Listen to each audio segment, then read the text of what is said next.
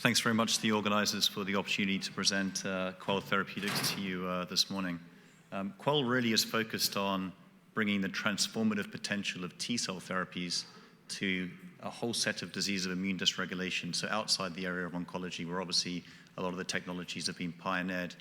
And we're really excited to do that through the platform we've built, which is an engineered T-regulatory cell therapy platform that enables us to create highly potent T-regs and to put them back into the tissue where the immune dysregulation is happening, and to try and drive durable benefit for patients. Why do we focus on T-regs? For those immunologists here, the T-regs are well known as the sort of master modulators of the immune system. They really have the ability to both suppress a variety of different cell types in the microenvironment where they inhabit, as well as actually teach other cells around them to also suppress and really create sort of a bystander suppression phenotype. And I think that's really critical when we think about the aberrant immune dysregulation that we see in a lot of the disease states that we're looking at. The potential, of course, is to try and put highly functional T-regs back into these patients, into the correct tissues, and really the goal is to create durable cell therapy approaches that enable us to drive durable clinical benefit for patients. We've really been building out a quite broad platform, which I'll describe to you in terms of how we can engineer the T-regs to make them into therapeutic entities, as well as a big investment in GMP manufacturing, both in terms of the process development, CMC capability, but also GMP infrastructure to enable us to actually manufacture the products ourselves. And we've recently opened our first clinical program, a phase 1/2 study that I'll describe in liver transplantation, and are now recruiting patients, and will hopefully dose in due course, and really excited to now obviously apply the platform into the clinic. We're based in London. We're up to about 115 employees today, and are funded through obviously key data sets that we're progressing. So where do we want to take the T-reg platform? I think there's obviously a large number of places and a large number of disease states where we do see immune dysregulation, where you could apply a T-regulatory approach therapeutically. And we've really focused on 3 pillars: transplantation, autoimmunity, and neuroinflammation. We're starting with transplantation because we think actually from an unmet need perspective, there's a huge opportunity to significantly change the outlook post-transplantation for patients who have had solid organ transplants. And if you think of patients who have been given livers or kidneys, they go onto a chronic immunosuppression regimen that really drives quite a poor set of comorbidities over the post-transplant period that we think we can do much better on. And the idea there really is to obviously try and use the T-regs to induce a state of tolerance to the organ, and we'll try and evaluate that in our phase 1/2 program by weaning the patients fully off their immunosuppressants and liver transplant to try and get them immunosuppression free, which would be a really transformative outcome for those patients. We're also very excited about the vertical of autoimmunity. There's obviously a large number of autoimmune disease states that we could target, and we think there's potential populations in many of these where a transformative approach with a T-reg cell therapy could really make a big difference. And finally, neuroinflammation. I think there's an increasing body of evidence showing that the neuroinflammatory component of a number of neurological degenerative disorders could be a really important disease driver, and we're really looking to see whether we can utilize the T-reg platform to try and modulate that and obviously slow down the rate of the degenerative processes. I would say that the T-reg field that is now sort of burgeoning has really been building on some of the earlier approaches of trying to use T-reg modifying therapies, and a lot of work being done obviously around IL-2 pathway and IL-2 modalities to try and increase the number of T-regs in a patient. And I think we've seen some evidence that that strategy is working. I think the challenge, of course, is that you're expanding a bulk set of T-regs that may or may not have relevant antigen specificity for what you're trying to achieve. And so really, I think preclinically and now clinically, the field moved to the concept that the way to drive durable clinical benefit is through antigen specificity. And I think we've seen now with some of the initial work that's been done in the academic setting that antigen-specific T-regs that have relevant CARs or TCRs really can drive a much more potent effect in the context of actually being activated and being able to drive that program in the immune microenvironment. And so this has really led to the emergence of this sort of engineered T-reg cell therapy field, of which Quell and a number of other companies are now sort of pioneering forward into the clinic. And this obviously builds also on a lot of the work that's been done on the oncology side with regards to how to create scalable manufacturing processes, but also how we can engineer these cells for utilities. And we're already focused on creating engineered T-regs where we engineer in a number of different modules that we think are important to create a phenotype and a functional cell that will be durable in the patient. And we're already doing that through a manufacturing process built on what we describe as natural T-regs, so bona fide T-regs that are sorted at the front end of the manufacturing process. There are other companies that are trying to take a more conventional T-cell and convert that into something that is T-reg-like. We've looked quite closely at that ourselves, and we just question whether those cells are going to be stably and potently active as the natural T-regs when we get into vivo, and it's obviously a decision we've made to explore actually starting with a bona fide T-reg. We believe that sort of function follows form. The platform, as I describe here, is really built around the principle of a number of modules. So on the left is really the core of it, which is a GMP manufacturing process that enables us to isolate from patient apheresis a set of bona fide, natural, naive T-regs, and enables us to activate, transduce, and expand those in the GMP environment in a way that then enables us to release those products back to patients. And that's really work that we've been building out at Quell, building on some of the pioneering work of our founding academic scientists at King's College in London who took in a number of non-engineered T-reg cell therapy studies into the clinic and had a lot of experience on the GMP manufacturing side. What we now do at Quell is we engineer these cells, and in all cases we engineer the cells with FOXP3 phenotype lock.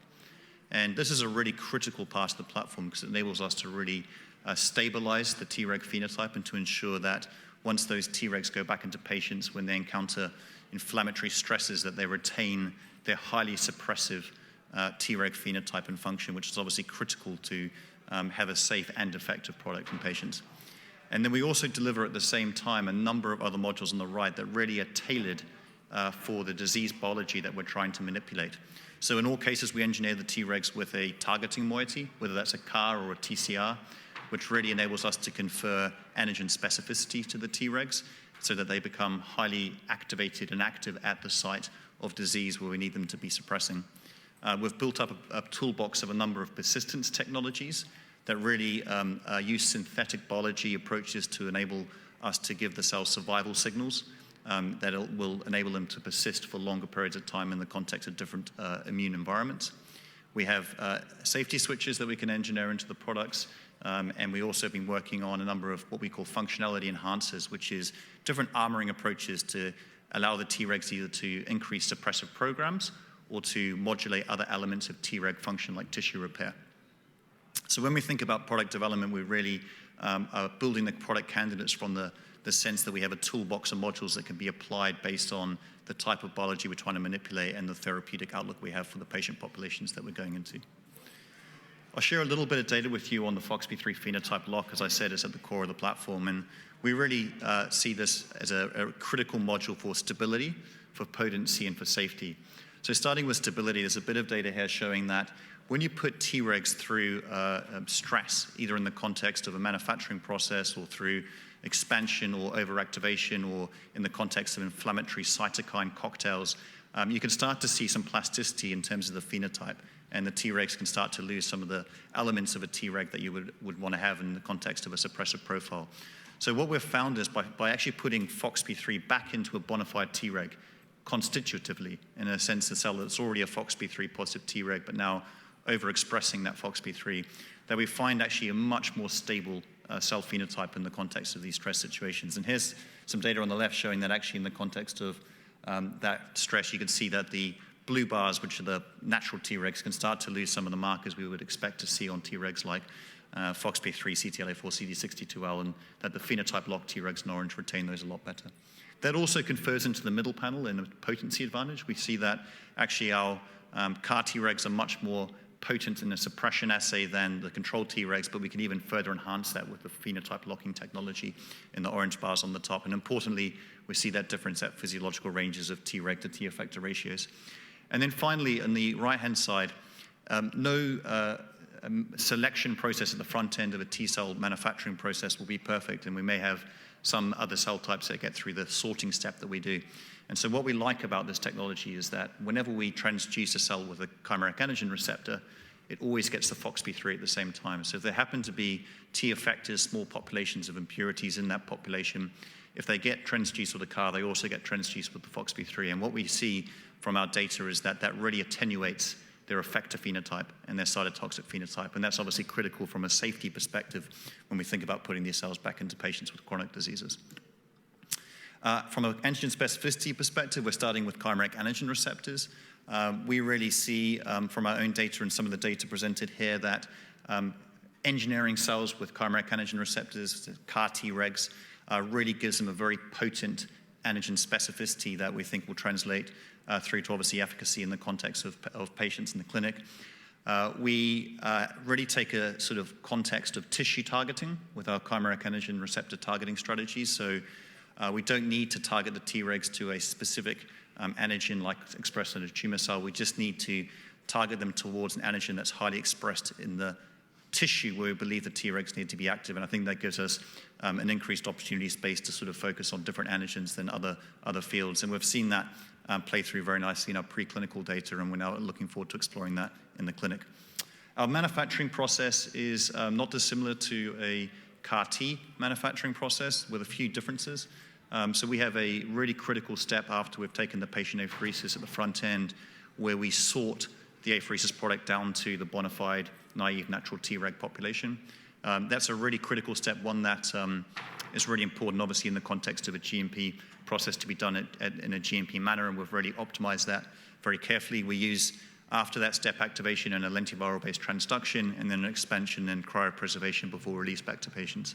And this is a process now that we've taken through a number of large-scale runs in the context of our process development, so 18 of those, plus also runs in patient material as we prepared for the liver transplant study. We've got a fantastic team who've got a really deep experience in doing this in their prior lives that have come into the business, and we've really been able to scale out the capability nicely across now 2 manufacturing footprints where we have the ability to drop our own manufacturing and QC team into GMP suites to manufacture the product. Just a quick story around liver transplantation, our lead program, Quell 001. So we see, as I said, liver transplantation is a fantastic starting point for the platform for 2 reasons. One is obviously the unmet need that I described earlier that liver transplant patients have in the post-transplant setting, given their standard of care being chronic immunosuppression. And the data on the right just shows actually that liver transplant patients actually don't have much better survival outcomes over a 10-year period than a lot of common malignancies. And the reason why a lot of these patients are not surviving is actually largely driven by comorbidities of the immunosuppressant regimen that they're on to have their liver graft. And so we really see the huge benefit to try and relieving these patients of that burden, particularly in the context of the calcineurin inhibitor, which of course is also nephrotoxic. So we find that if you look at liver transplant patients 10 years later, a quarter of those have either had or are on dialysis awaiting a kidney transplant because of the toxicity that the calcineurin has on the kidneys. The product we're taking in Quell 001 is a CAR T-reg. It's engineered with 3 modules. A critical module in that is the chimeric antigen receptor, which is targeting HLA-A2, and it's a very conventional second-generation CAR with the CD28 co-stimulation domain and the CD3 zeta on the intracellular side. The point of having an A2 scFv on the outside is that we're going to take liver transplant patients who are A2 negative who have received an A2 positive liver organ. So there's a natural difference in the target specificity between the graft and the donor. And this enables us to really target the T-reg specifically to the graft and to ensure that the suppressive effect of the T-reg happens in the right tissue. This is data preclinically that was published by our founder, Dr. Almar Jackal, using our clinical CAR in a model of skin transplantation rejection. And what you can see on the left is that polyclonal non-engineered T-regs in the blue bar can slightly delay the kinetics of the rejection of the skin graft, but the orange bar at the top shows that the introduction of these A2 CAR T-regs in this model can really stop the graft rejection. And when we cull these mice and we look actually at the tissue, what we can see in the CAR T-reg treated mice is a really large accumulation of T-regs, both the CAR T-regs that we've infused, but also importantly, other T-regs that have been pulled into that tissue. And we think that's obviously critical for the bystander suppression effect that I described. The study is in liver transplantation. We've now had the CTA approved, and we've opened our first site in London. The product that's going in, Quell-001, has both the chimeric antigen receptor against the HLA-A2 antigen, but also the FOXP3 phenotype lock technology, and a third module, which is a safety switch. And we deliver all three of those modules of a lentiviral-based vector into the bona fide T-regs. And the study design really is designed to try and test the thesis that a CAR T-reg can induce operational tolerance in a liver transplant patient. So we're taking patients who are A2 mismatched 1 to 5 years after their transplant. We standardize them on an immunosuppressant regimen. We manufacture the product, give a light a preconditioning regimen before infusion, and then we take off the first of the 2 immunosuppressants prior to infusion. We infuse them, and then we wean off the second immunosuppressant over time. And we're really looking to try and achieve full immunosuppressant withdrawal, both at endpoint 1, which is 2 months after full immunosuppressant withdrawal has been achieved, and also at the more traditional endpoint of operational tolerance 1 year later. And we know that endpoint 1 is going to be a critical readout, because if you look at the weaning studies that have been performed to liver, the majority of rejections happen either during the wean or within a couple of months post-wean. So we expect that if we're seeing a number of patients getting IS-free at that endpoint 1, that we're having a clinical effect on the patient population. We're currently in the safety cohort. We'll be looking to progress that through and then move into the expansion cohort this year, and we'll provide further updates as we progress that program. So just quickly to close, I think the transplantation vertical is obviously now into the clinic, and we're moving that through liver transplantation, and we're looking to dose our first patient in the coming months. We obviously have the opportunity to also expand that beyond other liver mismatch populations to kidney and others, as well as looking at a program after that, Quell Liver, which enables us to go after the non-mismatched liver population. We're also investing in preclinical programs behind neuroinflammation and autoimmunity. We have initial investments on the neuro side in an ALS program, where we're trying to target the T-regs to the site of neuroinflammation in the CNS and to modulate the microglial phenotype and the astrocyte phenotype around that. And also in autoimmunity, we're starting with a program there in type 1 diabetes, where we believe the biology points to the fact that T-regs can really help control that T-cell driven autoreactive response in type 1 diabetes, and we're excited to progress those 2 programs through preclinical milestones in the next year. We've got a fantastic team we've built in London. This is the leadership team and the board, and we recently closed our Series B with a really fantastic group of investors who are going to continue to obviously help us finance and push the company forward. And really, as to close, our focus for 22 is first and foremost on execution of our Liberate study in liver transplantation with a Quell-001 product.